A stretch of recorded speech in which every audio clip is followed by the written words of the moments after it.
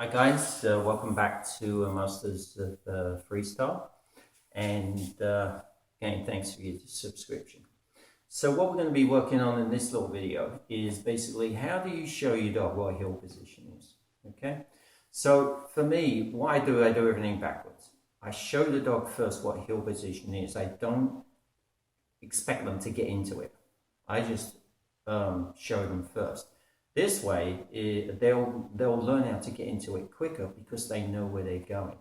So I physically show them. I place them there with my hands, which if you saw the video number 1, you will see a lot of handling, a lot of touching. That's on purpose because I don't want a dog that's hand shy that I'm working with, okay?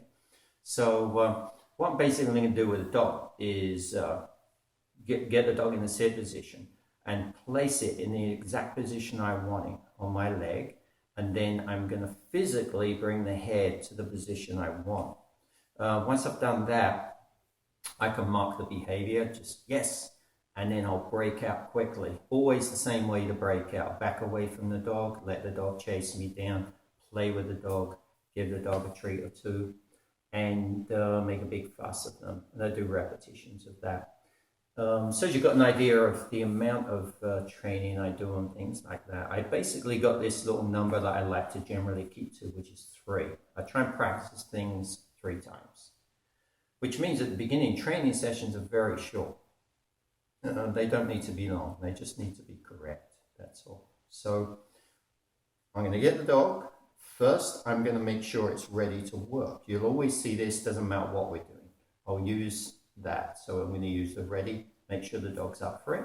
As soon as I see the dog's up for it, I'm going to put the dog in a sit position. I'm going to go into the position, not expect the dog to come to my heel position. I'm going to go into the dog's heel position, basically. I'm going to place the dog's head where it is. Once it lets me do that, I'll hold that for a second, basically say yes to mark the behavior, run away from the dog will catch me up, I'll play with the dog, and I give it a couple of treats, play with it a little again, and I can repeat. It's really simple to look at, simple in theory, but when you try and do it, it's often really quite messy at the beginning until you find out your groove, how you're going to get into this thing. You really need to develop as a trainer, your coordination, your speed, your handling, but that will come. These dogs are very patient with us as long as they're having a good time. So what I want to emphasize to you is, yes, you're training behaviors, but when I'm training behaviors, that's all fine. All dogs can learn to, heel, well, spin, turn, circle, all this stuff. And they all learn to do it. Some of them, though, do it really well, and they do it with a real great attitude. So to make sure your dogs got this great attitude, what you need to do is when you're training these things is make sure that the attitude is there. Constantly be interactive, constantly be really up, so that you are developing that attitude, not just the behavior. The behavior may not be good enough. You want it done in a particular way, so especially in a routine. So pay particular attention to the attitude. I do. So obviously the dog's going to be in a still position. That's fine. The dog's not going to be bouncing around. But when the dog tells me its attitude is correct, is when I break that dog out. So it's the before and after. I can check that the dog's having a great time. If the dog's not having a great time, that's my fault. I need to step up and make sure the dog does have a good time. So I'll get a dog, I'll show you what I mean, and then you can basically try it out yourself, okay? Watch the video a few times. Make sure you're very clear in your head before you try a lot of this stuff out yourself. Know what you're doing. You don't want to be standing thinking about it while you're trying to do it. Be clear. Even if you practice a little bit without the dog, that can be good. Use a stuffed dog, anything. Just get your coordination, your handling. What hands are you going to use to bring the dog's head in position, things like that. You can copy mine, but it's not the only way to do it. As long as you're coordinated, and the end result is you get your dog into this perfect heel position where the dog's head up, prancing by your side. That's what you're dreaming of. So if you don't actually create that, you're not going to get it. You have to create it, okay? So make sure you're showing the dog what you want to be fair to the dog. It can't do something that's just in your head. You've got to actually create it somehow. Then you can mark and reward it. Okay, so easiest way here, I'm going to get a dog and try and show you what I mean. Okay, see you in a second. Okay, so I've got a little magic here. We're going to do, like I said, first always though, precursor is making sure the dog's ready to actually do the work. Magic. Get the dog in high drive. Don't want to be performing with the dog in low drive. Yeah, do it. Ready? Good dog. Put the tension in, release in. Oh, yeah. Ready? Good dog. Good dog.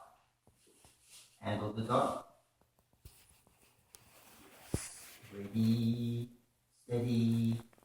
Okay, good dog. Very nice. One treat for that. Oh, good dog. So just use my hands, just gently bring the head where I want it. And then afterwards play with the dog.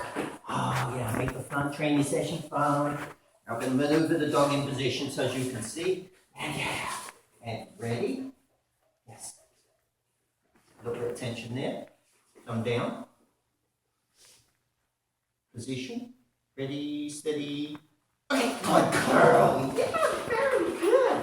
As I said, I'll just do that 3 times each training session. I normally actually just train once a day. And that's basically all it needs. And of course, you can train it on both sides because you want your left heel position and initially you want your right heel position, of course. Okay? Good. Just put her away. I'll be back with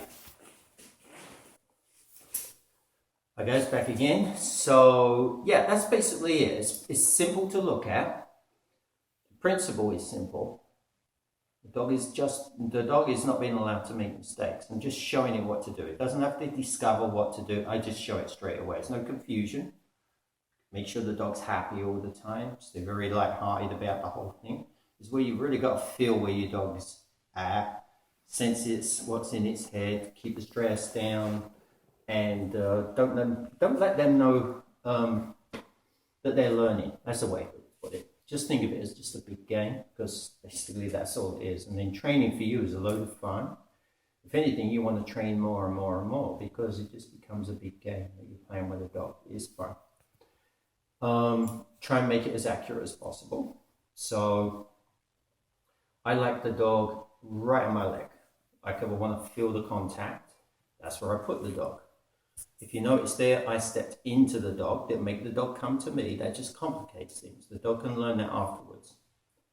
And when you build up the release, you're trying to feel some energy coming from the dog. So when you get the dog in position and you bring the dog's head into position, then ready, steady, and you release. You go away from the dog chases you down.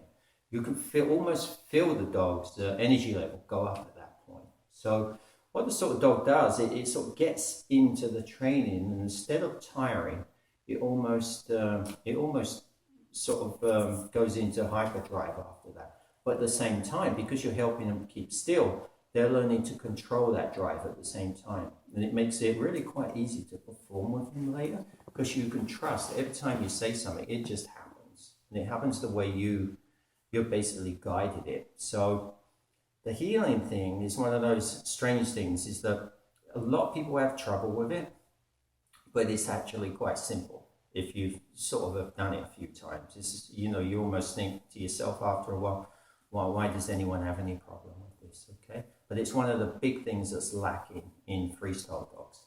If you want a good freestyle dog, you have to have a dog that can heal perfectly. It's not because of the healing. A lot of people, what they do is their solution is they just leave healing out of their routines. Or when they do healing, it can look pretty sloppy, and the dog's drive goes down and the rest of their performance is brought down because of it. If you can just keep the dog attentive, keep the high drive up, it teaches a dog almost work ethic, and that, obedience is fun. And it teaches you the lesson that even when you're teaching something so stagnant like this at this beginning, you can still have a hyper dog. That's up to you. It's not whether you've got a hyper dog, it's whether you can train the dog to be hyper. Anyone can basically teach a dog to do stuff they want to do. That's easy. It's teaching them stuff that they don't necessarily think they want to do at the beginning. And like what dog, you know, if you could say to them, sit them down and say, well, I want you to walk exactly by my side, staring up at the sky or into my eyes or wherever you target them. And we're going to walk around, you know, for a long time. You know, this is going to be fun. Well, if you're a trainer, you can totally convince them this is the best thing in the world, and they will actually enjoy it because it is fun. But you got to have fun with it. So psych yourself up, get there ready first, and you'll be good. Give it a try. As always, watch the video over and over and over and over and over again. Okay? I'm not saying exactly the way I handled the dog's head is exactly the way you're gonna handle your dog's head. You know, dogs don't always, you know, different shapes, different sizes. But the thing is, you can do is put them in the position you want. Okay? For me, it wouldn't have mattered if the dog was 12 weeks old or 12 years old. Same process. I don't change it because system seems to produce the same dog over and over again. So again, thanks to your subscription, and enjoy all the videos. Okay, so see you again next time.